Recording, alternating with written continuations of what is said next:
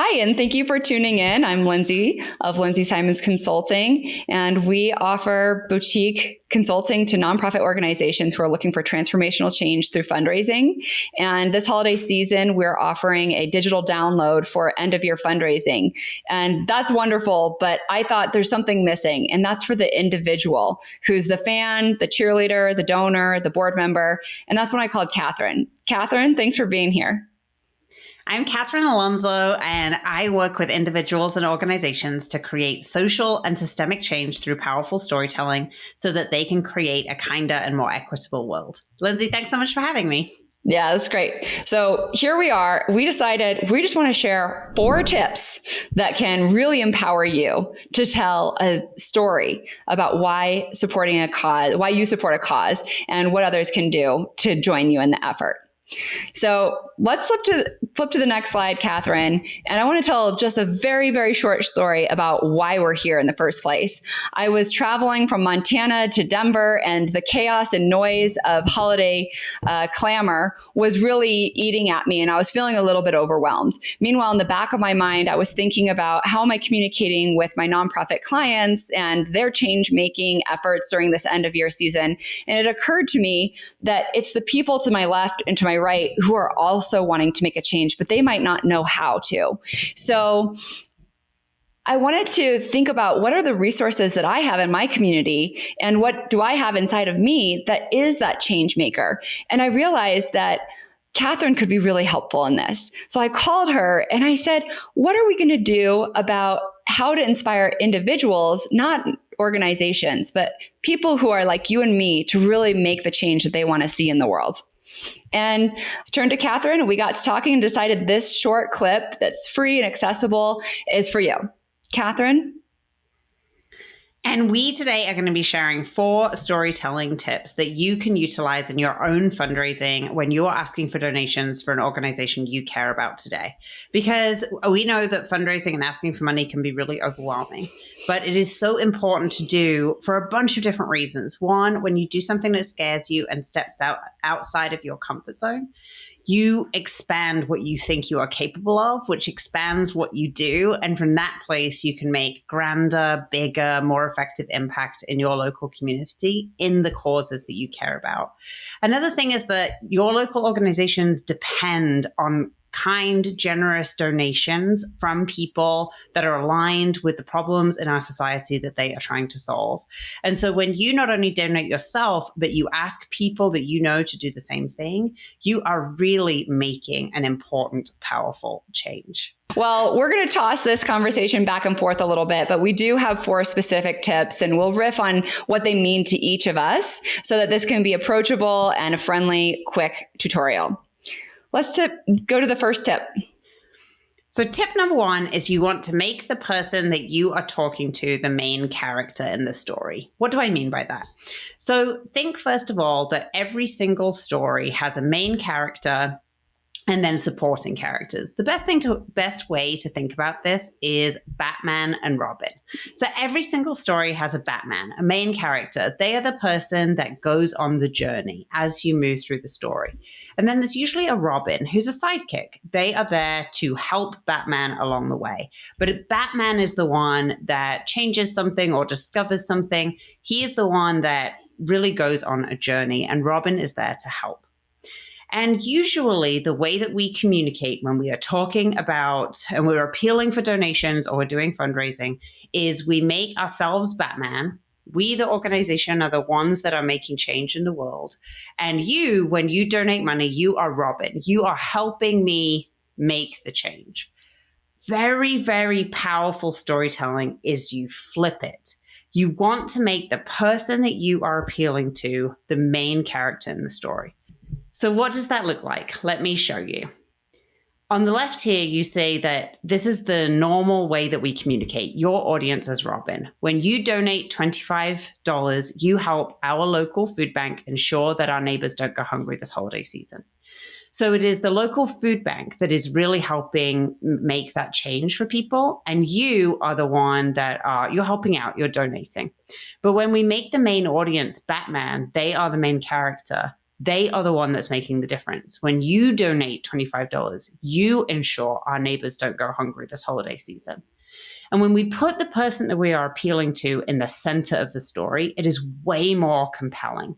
It feels far more urgent. You feel drawn in. When you are somebody that can really take away someone's hunger, you want to do that. Versus being Robin, you're helping out. It makes the whole task seem sort of less urgent and less critical.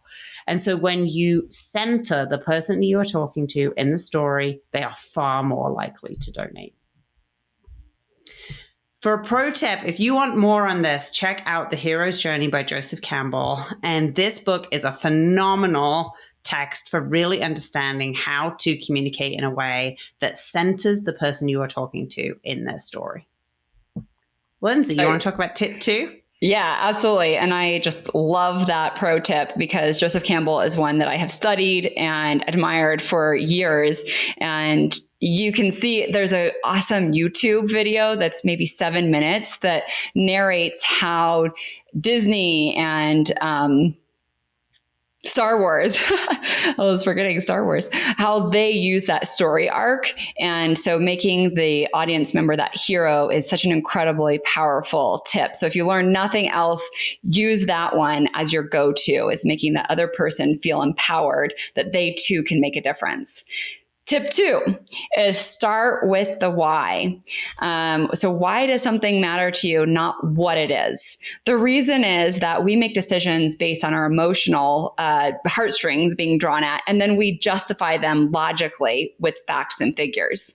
So some donors really lean into the logic, and we know that there are different avatars and archetypes out there, but studies show that instinctually decisions are made emotionally more so than logically, and then they're refined with the logic, depending on how strong somebody listens to the logic in making that action. During the holiday season, this is really a time for action and low-level cost. So you're not asking somebody to make the largest contribution that they've ever made to this organization. You're asking them to be part of something collective and do something that's easy and transactional now so that they can have a longer lasting impact as a member of the community and the collective. That's really a key differentiator with this season versus other times of the year when you're engaging friends and family and potential supporters of the organizations that you support right now. So I'd like to draw some examples. So instead of saying, I support the local food bank that provides non-perishable foods to people that need it, right? That's the what. You talk about why this cause is important to you and why it connects to you personally. So the best way to do that is to really get quiet and think to yourself for a few minutes. It might be front of mind because you've been supporting this organization for a long time and you know exactly why you support them.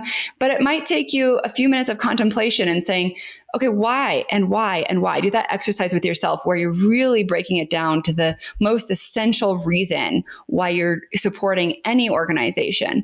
So when Catherine and I were strategizing what we would share with you, we were both compelled to support food shelters, but we took about 5 minutes to really workshop exactly why is it that each of us cares about it.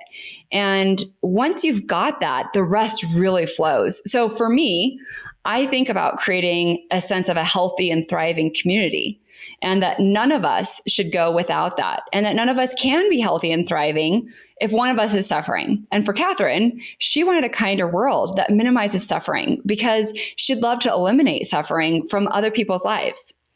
So when we translated that to, our personal missions to this nonprofit organization that we had in mind for this conversation, again, anchoring on the food bank, something that's highly relatable, I said, I support the food bank because I know that to have a healthy and thriving community, people need to be nourished so that they can focus on their purpose, their contributions, and their well-being rather than the frenzy of looking for food. For Catherine, she said, I support the food bank because I cannot think of a greater kindness than making sure that somebody, doesn't go hungry. So what I love about what we discovered through making this offering for you is that we both love supporting local food banks. right? So this was, I'm bringing you along through this journey because we really are trying to create a personal approach that you can adapt. So we do recommend that you pause and think with yourself, with a partner, with a friend, go through that why exercise that really challenges you, not just the what, but why is it personally important to you to support the cause? Once you've got it, then it all flows. And if you need a few more tips or a little bit more of a structured motivation, check out our pro tip of Simon Sinek TED Talk, which is start with the why. Catherine, what's our tip number 3?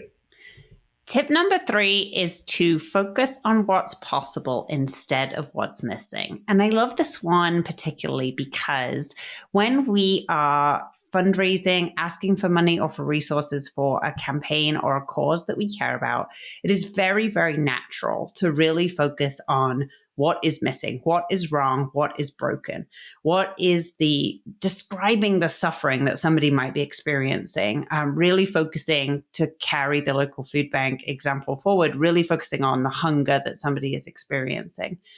And that can be motivating, like really focusing on what the problem is certainly does motivate giving, but it tends to motivate one-time giving. What studies show is that what motivates ongoing engagement with a cause far more than fear is hope. And when we focus on what is possible, we really inspire more hope in people. So let me show you what this looks like. The example on the left here is that this is language that focuses on what's missing. So carrying forward the local food bank example, food is an essential need and hunger diminishes our power to do anything else. That is really true. And that might inspire a gift from somebody if you share that message. But when we focus on what's possible, the example here is when people are nourished, our community can thrive.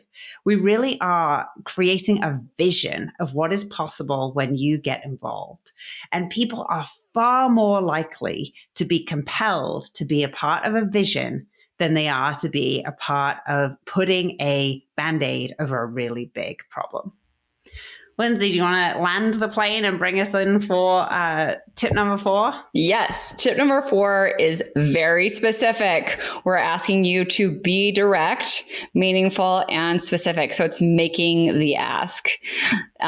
What you want to do when you're thinking about making the ask is plan ahead. What are you actually asking for? A specific amount for a specific reason. Prepare and practice. Be honest, be sensitive, and be confident. And then after you make your ask and your invitation to donate, be quiet. That's the hardest part. And let the donor or prospective donor or friend, family member consider what you've asked them to do.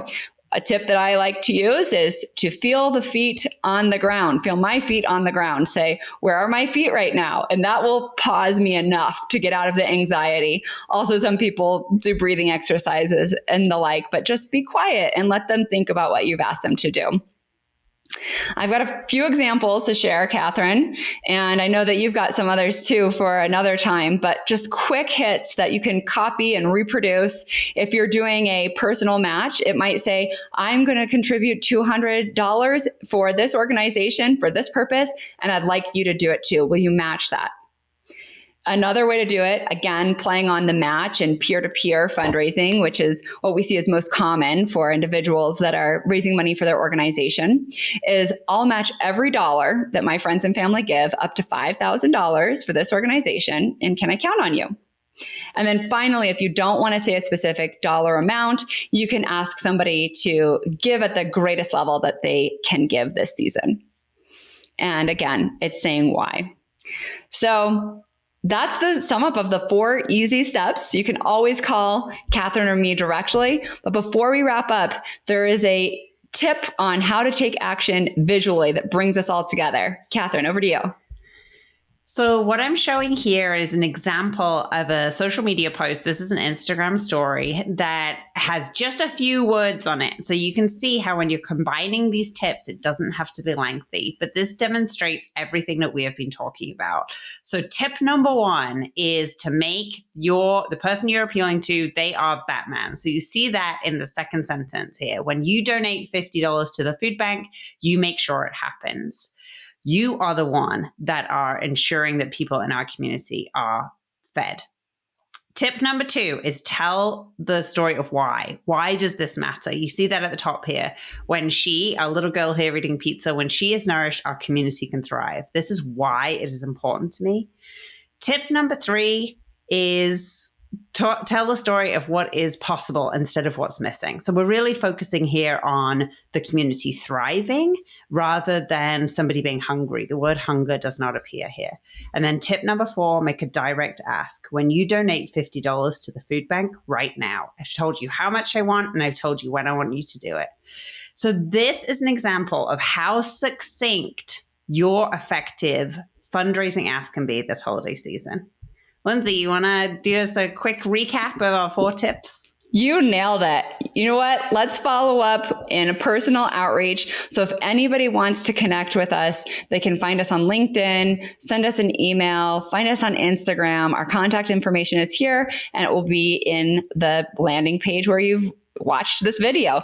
Thank you. And thank you for being somebody who cares and who's learning and who's on your journey, wherever you are in this journey. And thank you for helping to support the organizations that do make our world a better place.